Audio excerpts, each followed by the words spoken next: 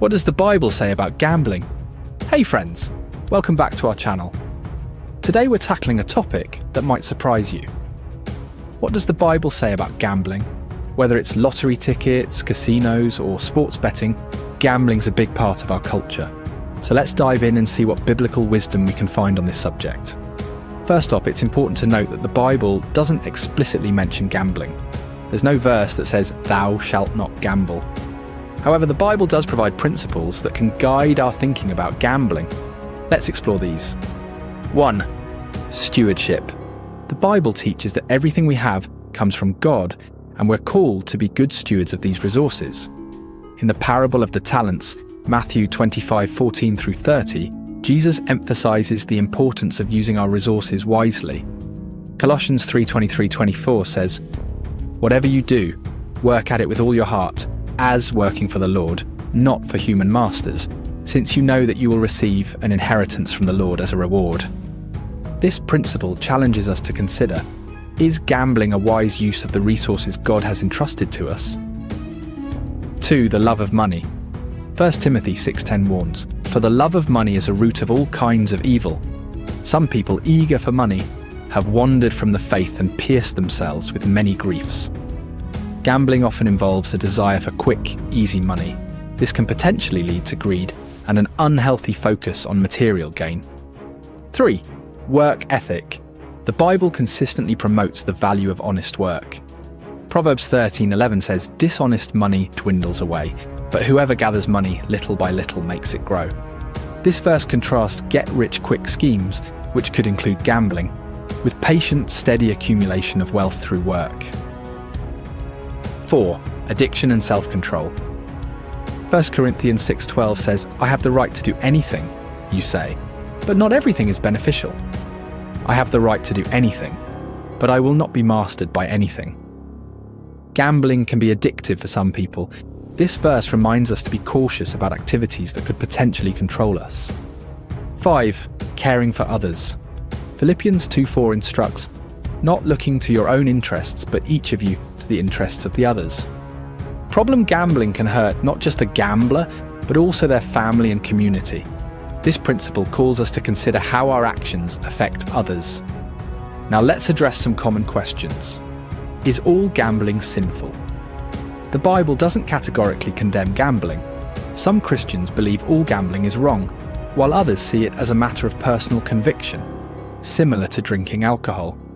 What about playing games for fun with stakes that are nominal to the player? Many people distinguish between casual, social gambling, like a friendly poker game, and more serious forms of gambling. The key is to examine our motives and ensure we're not being driven by greed or risking more than we can afford to lose. Personally, I like to reflect on how the gambling or game makes me feel. I judge my heart. If the game raises my anxiety in my heart, even good anxiety, I personally ask myself if it's healthy for me. Is this just excitement of the game, or is this the beginning of an unhealthy root being planted?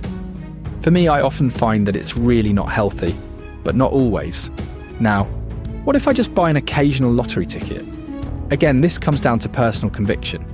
Consider your motives, the potential impact on your finances, and whether this aligns with your understanding of good stewardship. Again, self-reflect and audit what your heart is feeling in these moments. Is it pure and innocent? Or am I feeling a tiny root of greed or love of money creeping in? Consider, what if you win? Even small, won't that call you back to do it more? I honestly played a bit of serious poker back in the day, and I did notice that beginners usually always win, including me. But that first win often brings that player back pretty quickly. And more often than not, that win from a few sessions earlier has now been lost several times over. I would say I've seen this cycle happen nearly 100% of the time by beginning winners. I would contemplate if this whole process is healthy and what is going on within the winner to fire them up to play again and again. Some honest stuff to consider. This pattern I've recognized has helped me from engaging in some things at the onset. Again, does the action, game or feeling control us and our emotions, or do we control it? And now let's get really serious. What if you're thinking, I might have a gambling problem? What should I do? If you're struggling with gambling addiction, remember that God's grace is available to you. Seek help from a pastor, trusted godly mentor, counsellor, or even support group.